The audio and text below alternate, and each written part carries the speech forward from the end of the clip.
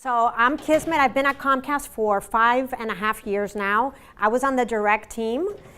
So for the new faces, again, just a little background on what I've done. That's my extent in telecom. I'm not one of these people that has been, around for the last 10 years in telecom. So all my experience has been Comcast experience, but an amazing place to work and an amazing product line. And Troy, I'll let you give a little introduction on how long you've been there. I don't have the microphone. I also have support for all the engineering team in the Central and Northeast divisions. So that's who I am. Unlike Kismet, I am a lifer of telecom. I've been in telecom for 28 years, multiple companies. So I've been around, seen a lot of things. So that's why we make a great team. So whenever I don't know something, which is quite often, I must admit, I call Troy and he saves me. So just a quick agenda. We do have a mobile app, okay? So if you grab your phone and let's see, whoever downloads it first, we'll get one of our polo shirts. If you go to the App Store, if you have an iPhone or whatever other brand there is, you can find us, Google Apps. So look for the Comcast Solution Provider app, and this is powerful tool that you can carry around on your phone. There is a lot of information there about our product line. There's a lot of information there about our pricing structure, who to call if you're out on the go. You don't always have to call the TCG office, even though they're an awesome resource and that should be your main point of contact. But you can feel free that you can call Comcast directly as well. Our team is in Denver. All right. Jesse, what size? What size? Medium, large? Medium. All right. There you go. Vanna will hand you your shirt. All right. So that's the mobile app. I said great resource. If you don't already have it, we have sent quite a few emails out saying that we do have this app, but I just wanted to reiterate that it is a great resource and you should definitely download it and carry it around with you so that you have answers in your fingertips, basically. What's the name of the app again? Solution Provider Program. There you go. Does he get a shirt for instance? Yes, of course. There you go. So we're gonna go through our Ethernet product line. Most of you that have been in our Lunch and Learns earlier this year, you have seen the Ethernet product line, but it is something that we feel is really the ticket to go up market, right? All of you know our SMB products and you've been selling them for years. There's really nothing new we need to teach you on those products. So that's why our focus is usually Ethernet. Troy and I go out and meet with customers locally and close deals on your behalf for the Ethernet product line. Okay, so everything that's fiber related, we are willing to come out with you and meet the customer and close those deals. Threat management, Troy will talk a little bit about that, or both of us will, and cloud connectivity. So business Ethernet, and these are just some of the awards we've won through time. One of those marketing slides that we like to show. So regional area network fiber, again, this gives you just an idea of how we work. For those of you that don't know about Comcast, we own our own network end to end. What does that mean to you or to the customer is that there is no last mile. So we don't go through a traditional telco for any of our services. We build out all of our fiber. So if you send me an address today and that address is not on net, that building is not on net with our fiber, we wait 5 to 7 days and we get back to you as soon as our site survey completes and we know how much it's going to cost us to get fiber directly into that customer's suite. So it might be $10,000 for a build out. What does that mean? That you need a minimum MRC of about $850 to have that build out, have Comcast build that thing out, and the customer has no out-of-pocket expense. That's based on a 36-month contract. Okay? If you're in a situation where the customer has a budget and you tell me, well, they can only spend $600, well, then we'll go to a 60-month contract. So, you know, we work with you as long as you tell us. We can do longer contracts if we need to.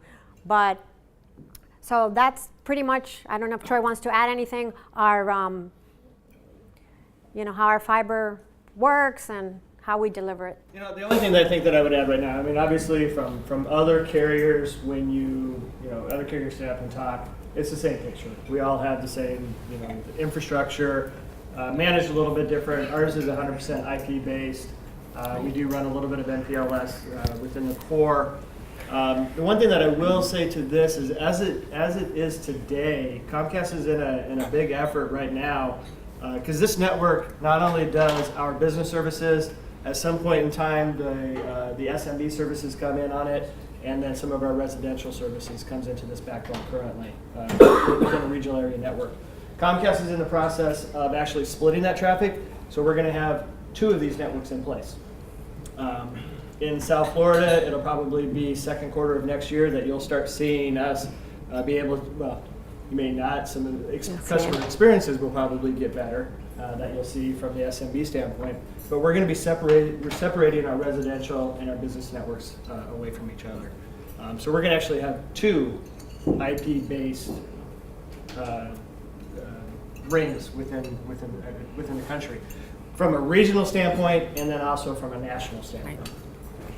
So we're always growing, we're always changing. Nothing stays the same at Comcast. Just as you guys know that our promotions for SMB change monthly, everything else in our org changes that quickly. So hybrid fiber coax, this is a question I get a lot when we do lunch and learns, is what is the difference between your regular fiber offering and the hybrid fiber coax offering? Well, hybrid fiber coax, we max that product out at 10 megs, where with our Rio fiber offering, we go to 10 gigs. So I mean, that's really the main difference. What's the customer experience? Very similar.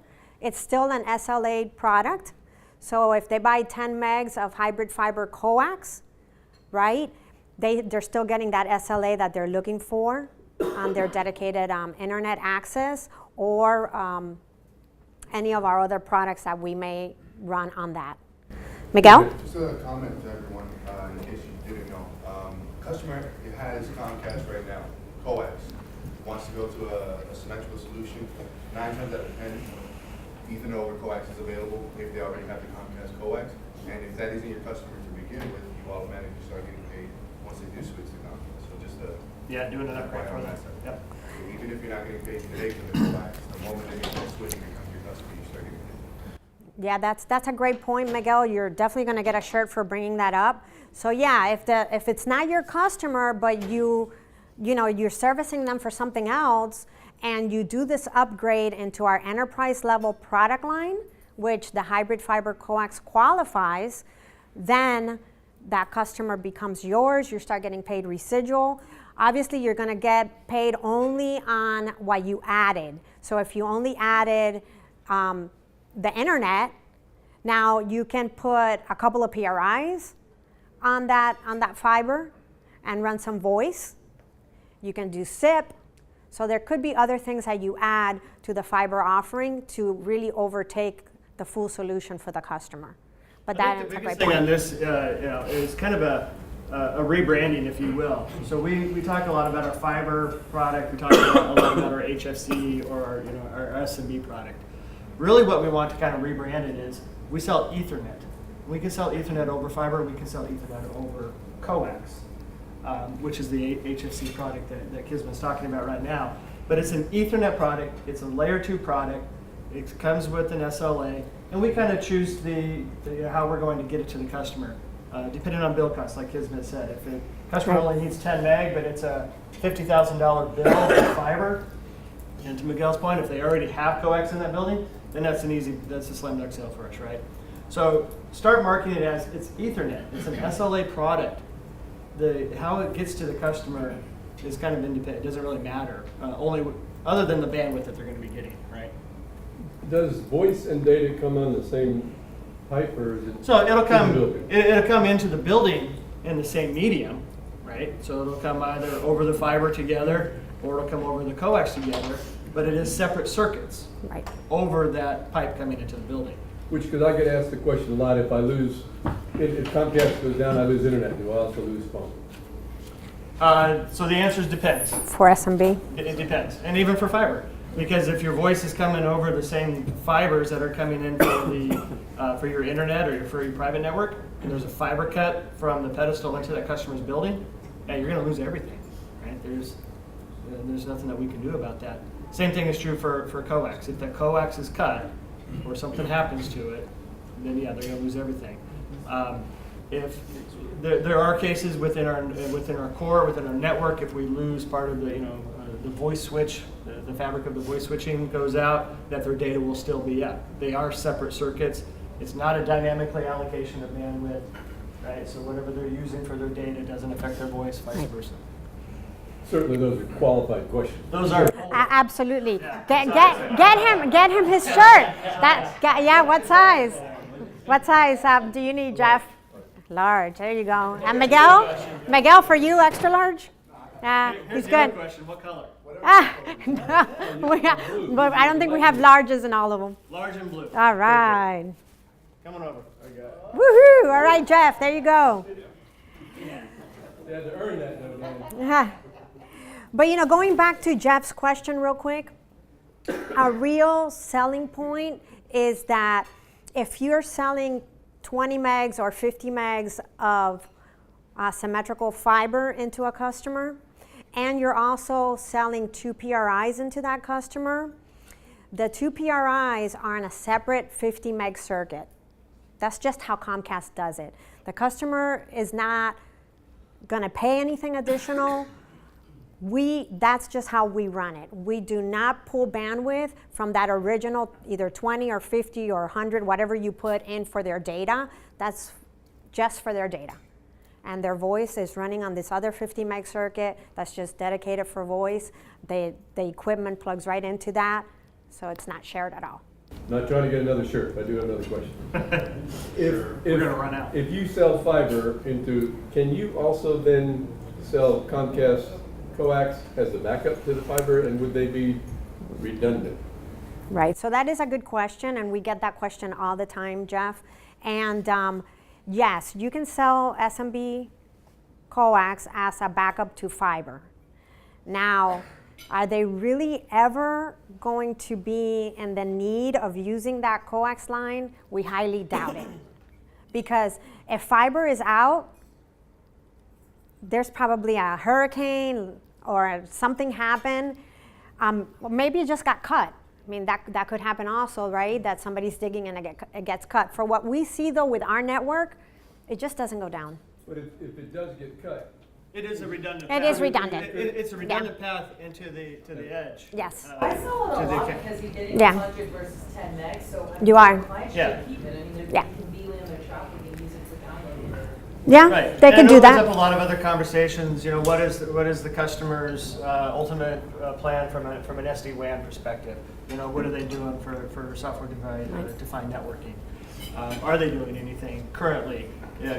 Whether it's our backup coax or maybe Windstream's doing, is it Windstream that they're using for 2 different carriers and running some of an SD-WAN type of environment. So, but to your point, yes, they could run the fiber and coax in.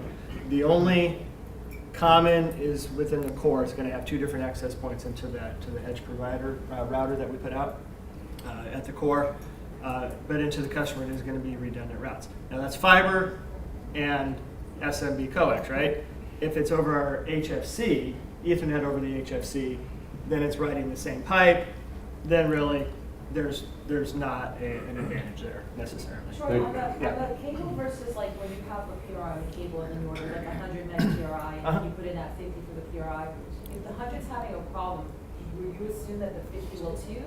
Are they the same access point for cable, or do you have. For the coax. Because I noticed that the PRI never really experiences issues, but then they may be having some internet problems, so. It's coming to two different points. So the voice is coming into the CMTS, into the backroom for the voice, versus the data coming into to the edge access routers. Right. Making the voice more solid.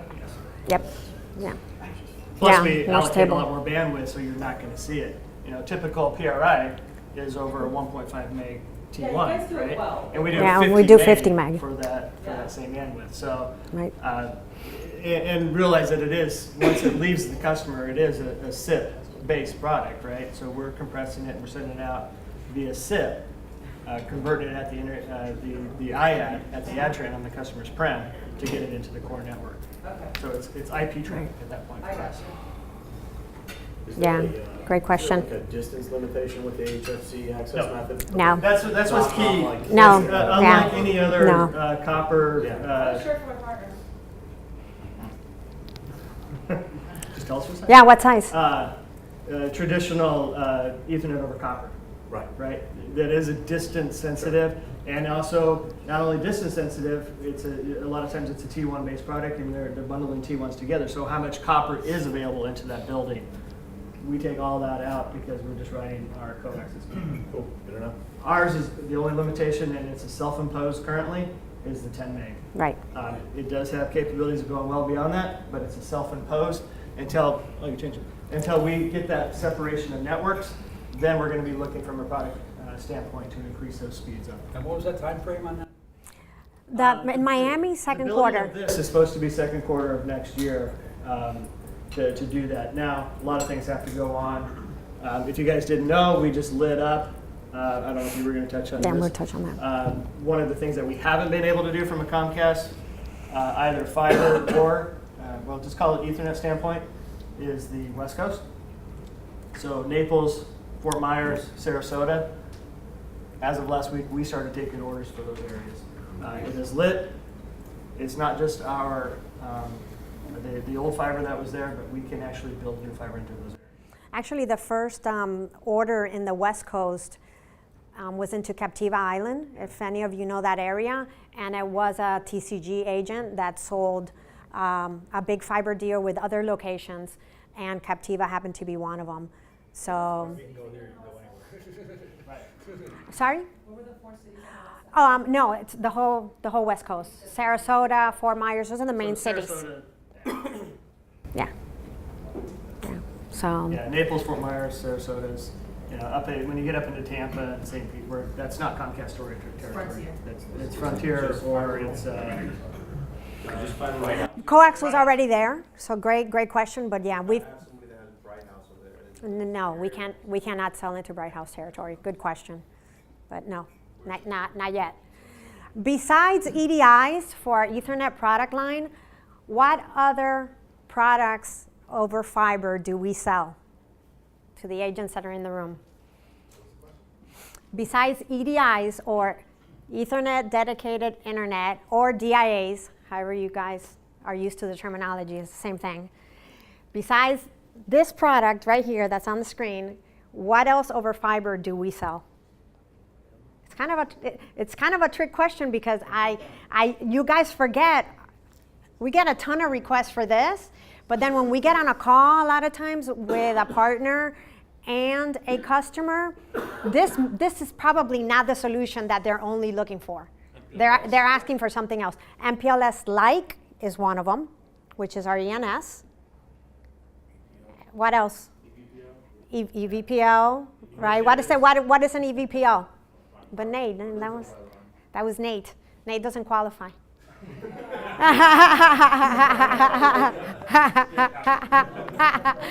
I think you offended him. So we can do. So in addition to the dedicated Ethernet, which is the hottest selling product, right? Up to 10 gigs, as I said. We get quotes. We quote this product every day. We do transport, so we do point-to-points. We do MPLS-like, so point to multi-point. I'll show you those slides next, but I just wanted to get you guys thinking that when you submit for a quote or a customer tells you that they're interested in fiber, you have to ask a few other questions, right? What are you using it for, Mr. Customer? How many other locations do you currently have? You know, they may tell you, oh, you know what, we have 3 other sites. Do the 3 other sites talk back to one main hub? Do they all talk to each other? You know, how do you have it set up, or what are you envisioning for this change to take place? How do you want it set up moving forward? And that way you can communicate that to us, and when we go out with a quote to you, we're giving you the right quote right from the get-go, instead of a lot of back and forth as to, you know, what's actually needed to set up that network correctly. Do you guys set up any kind of DIA over your 88 point-to-points or any kind of point-to-point hubs? You don't have to No. do that? No. No, it's separate. It's a separate circuit. But great question. Yeah, we get that a lot. Yes, Jesse? Miguel stated 9 times out of 10 it's serviceable for coax. You could also get HFC. What's that other 10%? So the reason why he said that is like the West Coast. I'll use that as an example. Out in the West Coast, we've had coax for quite a while, but we haven't had any Metro E out there. So if that customer calls you and you just assume, oh yeah, we can do a 10 meg, we have to know if it's a metro area. Now the West Coast is a metro area, so now those customers can all get upgraded to Ethernet, no problem. But we couldn't do that a year ago. So, but in Miami, Fort Lauderdale, you know, the whole East Coast here, the answer is yes. It's all Metro E ready. What is the access to the beach? Again, and beach fiber? So it's To the beach? no, we can quote it and sell it right now. Okay. Yeah, You have to, it's just a matter of telling them how long it's going to be before construction is actually Right. completed. Some of those are longer construction timeframes right now, depending where on the beach that they are. right. So we have the beach split up into quadrants, and there's different phases, and those phases are going to, you know, when you get the order, let's say, then we're going to go and the construction team's going to tell us, okay, this is part of phase 3. Set the right expectation. Let them know it's going to be, you know, ready in 6 months, ready at the end of the 2017, whatever it is. Fiber, or can you go into a hotel? Are you going to be doing anything in that space? Entertainment and voice, or is this only fiber? No, you can do our whole product line. We're overbuilding them all We're- the way. we're over- Not we're just for overbuilding all the fiber, way. We're overbuilding Yep. Atlantic broadband all the way. Yep. Oh, well, Great you question. You took over the fiber line that was from We're not FPL taking that them was there. over. No, we're No. building And our they own. dropped. No, we built it. We're We building our own. went across the causeway. That was the first point of entry. No, we determined didn't that take it over wasn't, anything. I don't want to say worthwhile to just buy them, but we are overbuilding them, Right. meaning we are not using the facilities, we are putting our own You in. guys did the same thing already with Weston. And we do the same thing. With Weston, the same thing. Same thing. Yep. Right. Yep. Yeah. So Weston is another hyper-build area. We got into Weston, I guess, last year, and it's the same situation with Advanced Cable is there, but we have overbuilt. So can you sell SMB coax there? Yes. Can you sell fiber there? Yes. Coral Springs also. Now Coral Springs, we're not everywhere. We're in the main drags. So the best thing to do is to take the order and to set the expectation. Say, hey, you know, we're going to take the order if it's SMB, right? But we have to put it through site survey. I won't know until the site survey comes back if we can truly deliver the product. What if I have a client that's in a building that has a bulk account, like Advance in Weston? No go with them, or you just, it's like where they are in the building, they're in the, supposedly the rumor is they're in the building, they have to use Advance, so everybody in the building uses Advance. That's a conversation with the property manager. Yeah. To see if they're going to allow anybody in. Right. That's it's the building owner's restriction, if any. Right. It's not a restriction from competition. Rather They than can be in if there. they wanted to just choose, Yeah, he's probably getting a kickback from them to keep everybody else. The difference out, is right? if that initial vendor, you know, paid an entry fee to the building. Right. Right. That's what makes a difference, and they're locked for Yeah. some amount of years. Then they Right. can do it. I'd say sell a deal there. Yeah. And try it. Yeah. Send our Right. market development rep out and I put it on negotiate. the owner, the customer, you want service, go to your property manager. Right. And that really is the best way for the business owner to just go to the property manager and say, hey, we want Comcast here. You know, what do we do to get it? The more people that are telling, the more tenants that are telling the owners that, the higher the probability of us getting into that building will be with that right of entry. So real quick, so to finish the dedicated internet, like Kismet said, 10 meg to 10 gig. We've actually done More. over this, going up to 40 Yep. in certain cases, so we can go past that if the customer has the need for us to do that. So we can certainly do that. Again, just to reiterate, up to 10 meg over the coax, the hybrid fiber portion of that. IP addresses, we do both IPv4 and IPv6. If currently we do not charge for IPv4 currently, which should spark some interest.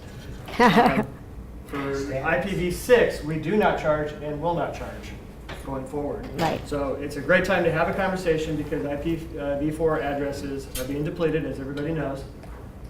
We still have blocks of them, but it's getting more and more scarce all the time. We are IPv6 compatible, whether you know it or not. If you have Comcast at home, you are now IPv6 because we changed everything over, and that's actually why Comcast has been able to go a little bit longer with having them without charging them, because we converted all of our residential stuff and pulled all those IPv4 back and able to use them in different allocations.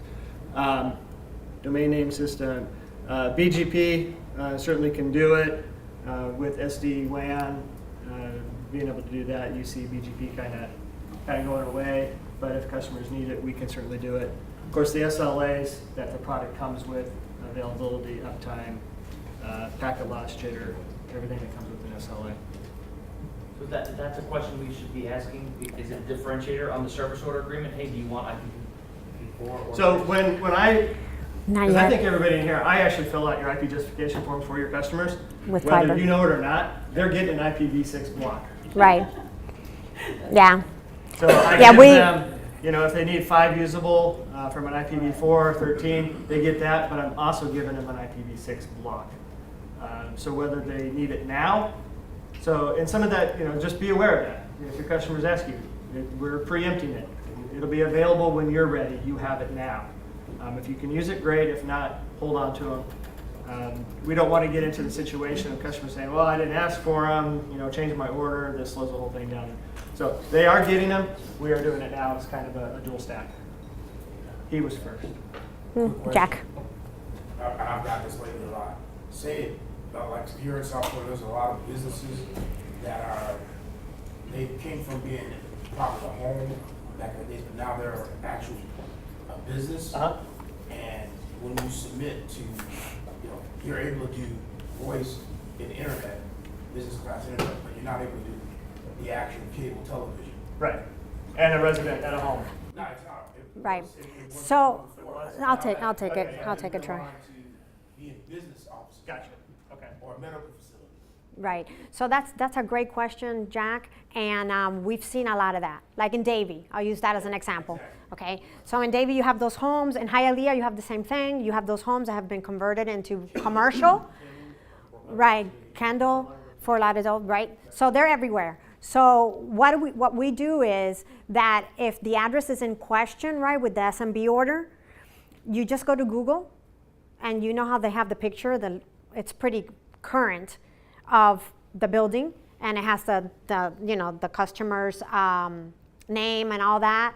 That's it. You take a picture from Google, and you send that in with the order, and then they are aware that this is no longer, even though it's a residential area, that this is no longer, that now this is commercial, and we've circled it, and we've put arrows, and we've shown them, look down the street, these are all now businesses, no longer residential homes. And then they do allow it. But you're right, they don't allow TV, business class TV, in a residential home. But you can get in a residential home, which is really important to know, you can get our fiber. So if you're a doctor, and you want to read x-rays at home, you can get a 10 meg pipe into your house, and you can easily tap in to wherever you need to tap in, whether it's a data center or back to your MPLS-like network to read those x-rays. So we do that quite often. We do that quite a bit too. People have a home office, and we'll keep the residential separate. Obviously, you can't have it on the same account. Right. And then put their internet, on a home office. Home office account, yes, absolutely, yes. Did that for myself too. Yes. On the IP addresses, two questions.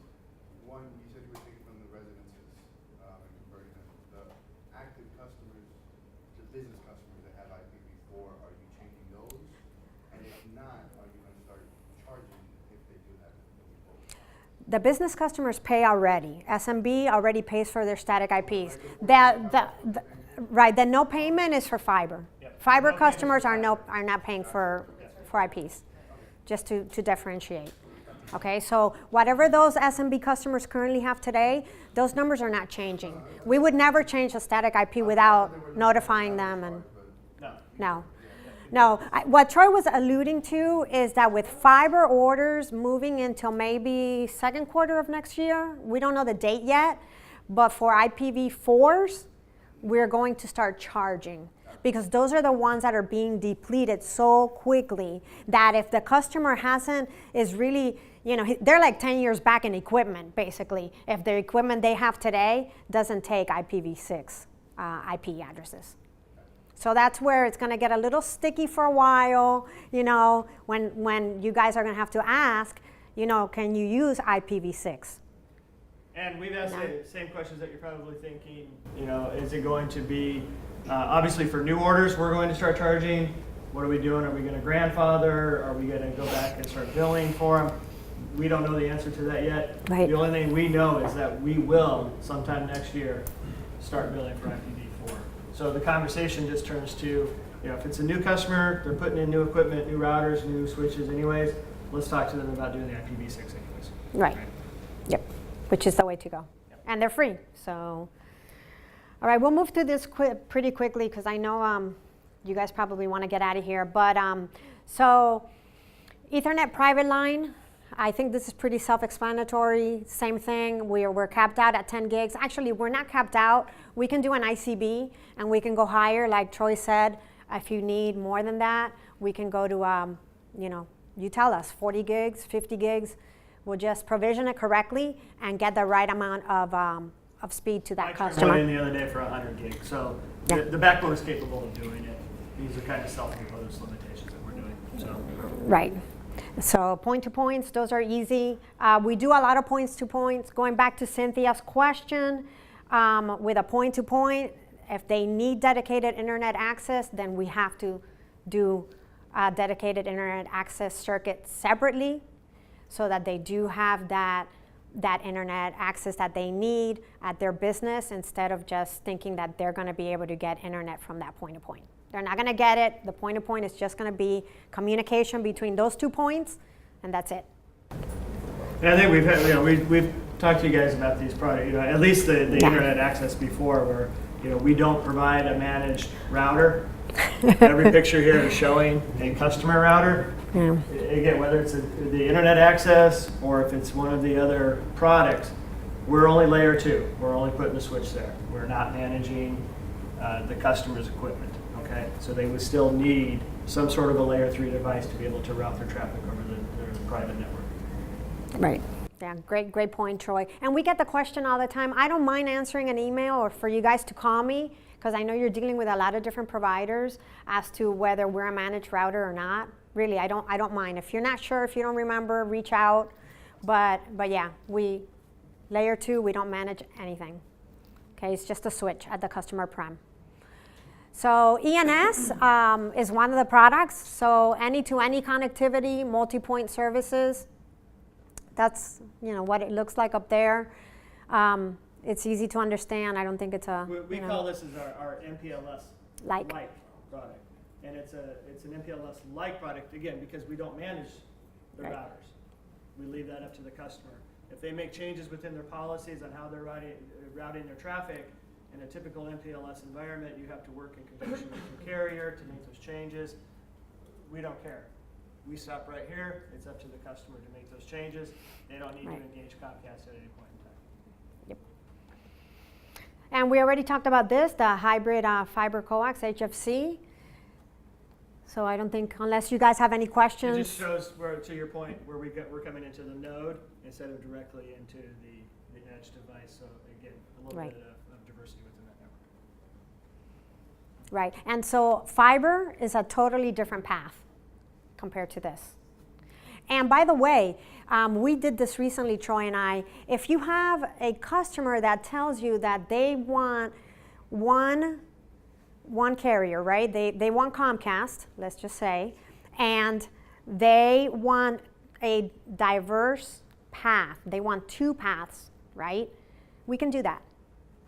We'll sit down with them. We'll take somebody from our local team if necessary, and we will design a separate path so that they have both of them coming in to their location, okay? And they don't have to use any other carrier as backup.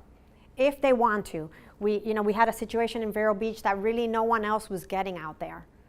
And we were the carrier out there, and that was their main question. Can you design something that we can come in from 2 separate ways? So if one gets cut or is down for whatever reason, the other one is up. So our own backup service.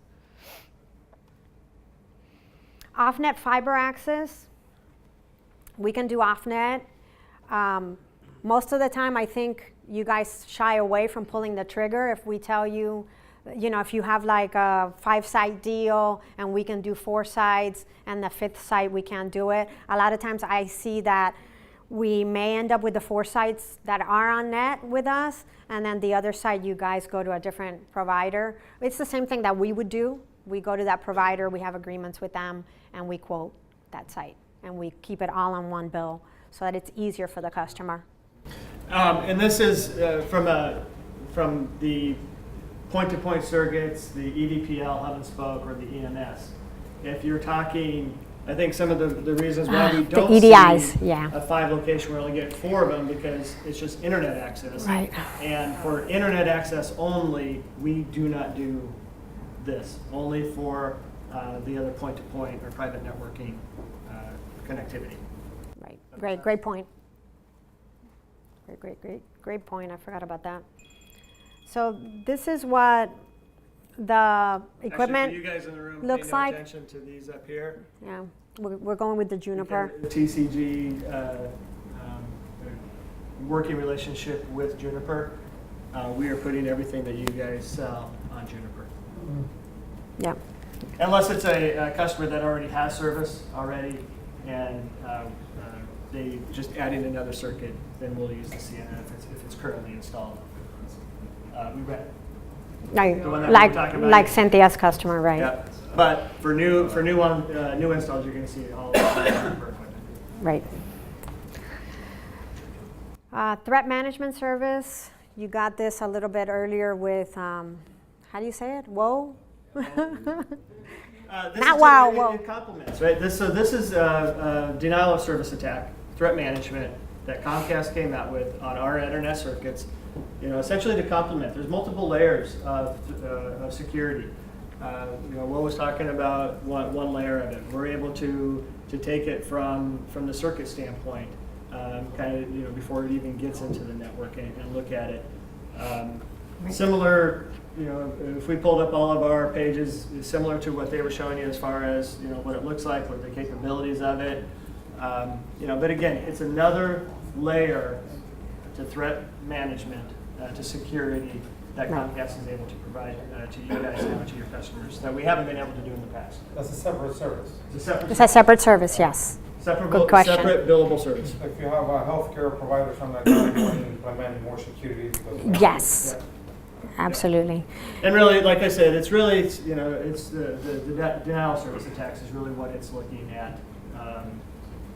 Capturing, preventing, shutting down the network. We can do it a couple different ways. You can do it on a reactive standpoint. So if a customer starts seeing problems, they can call into our support center, turn it on. Then they're going to be billed for the time period that they're using it, or they can set it up as kind of proactive. That way, whether they start seeing it or not, we're capturing the data.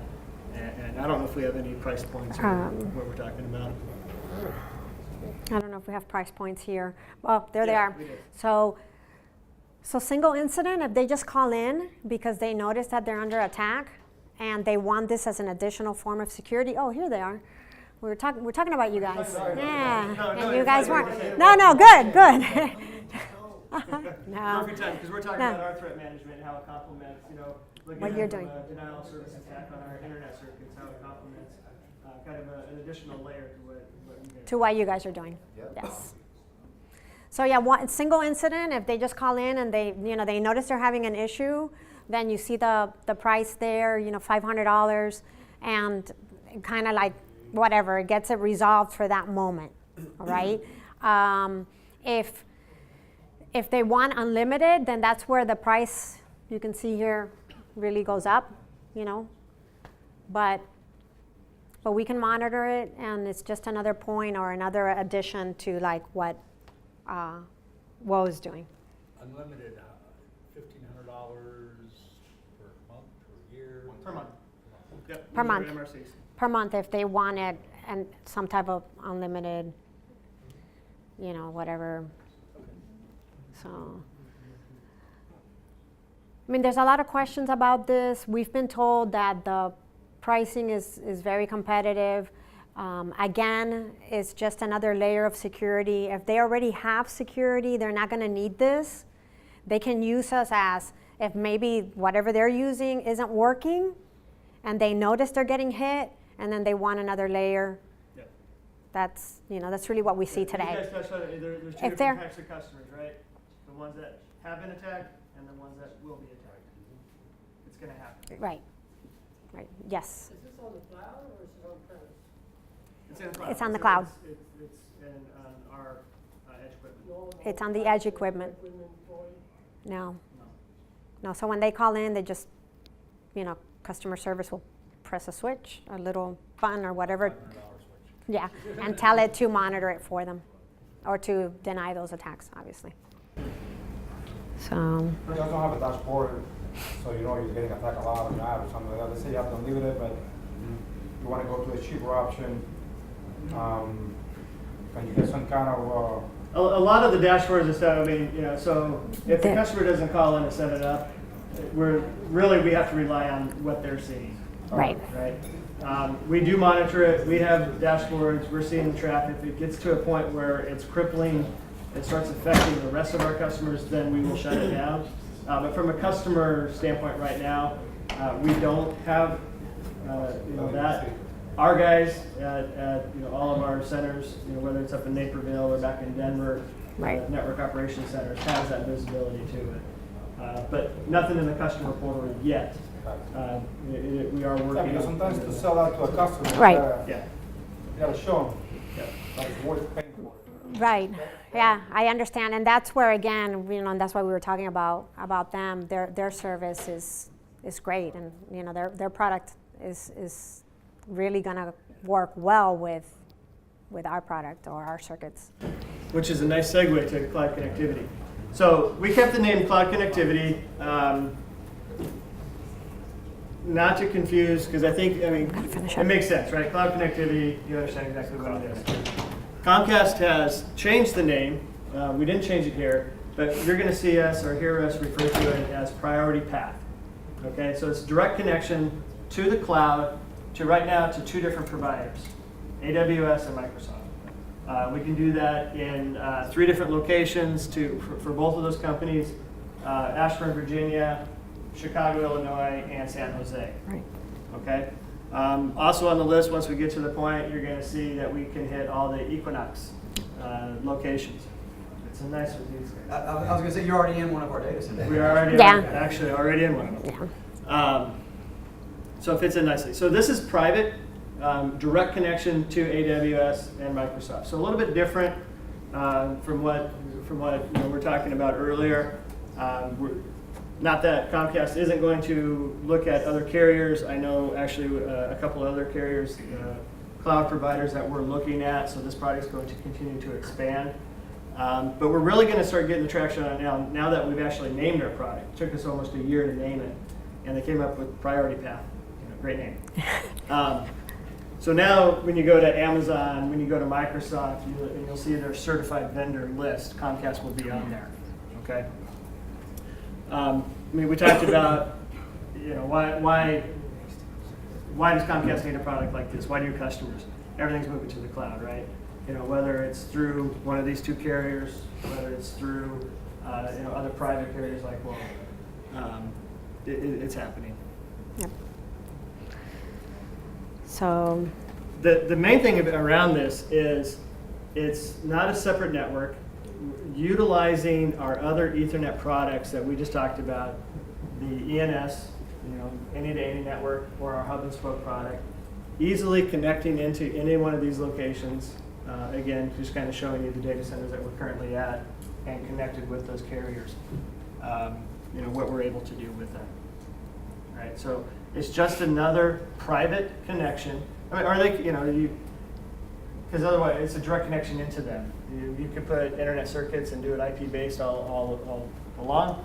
This going into these data centers alleviates the customer's need to actually have a co-location, to actually put their servers there. It's a direct connection, a direct line from our network directly into Amazon or AWS, bypassing all that customer needs to have equipment there. Okay? that's what you were talking about. Yeah, virtual delivery, no equipment needed at the data center. So. Now with that, we do have, so those are the data centers that we're currently in providing that service. We do have a list of 500 other data centers that we have connectivity to that if customers do have, Napa America, Peak 10, some of the local ones around here that we're in, we do have connectivity into those data centers for those type of environments.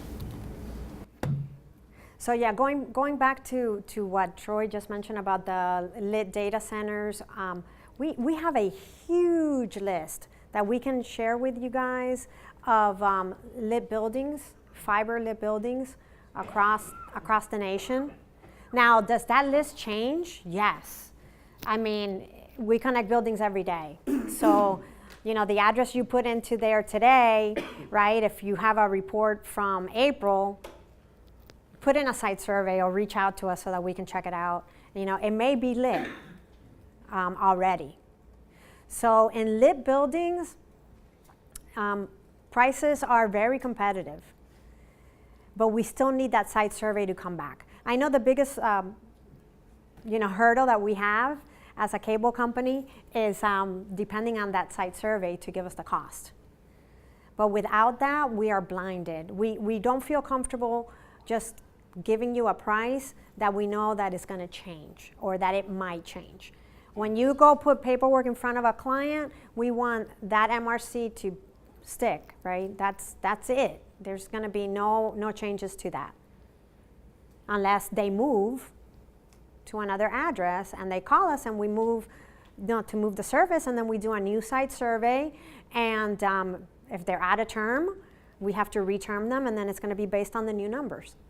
If they're still within term, then finance does all their mathematical calculations to make sure that we can afford to put the service, give them the same MRC for a new 36-month term, let's say, starting that day at the new location.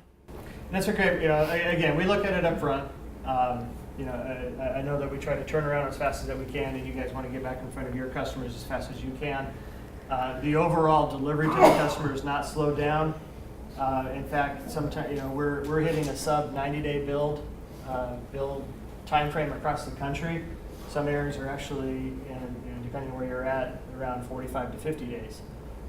So by waiting 5 or 6 days for those surveys to come back, is not actually slowing down the overall process. We're just ensuring that day 45 or 50 or whatever it is, there's not going to be any surprises for the customer.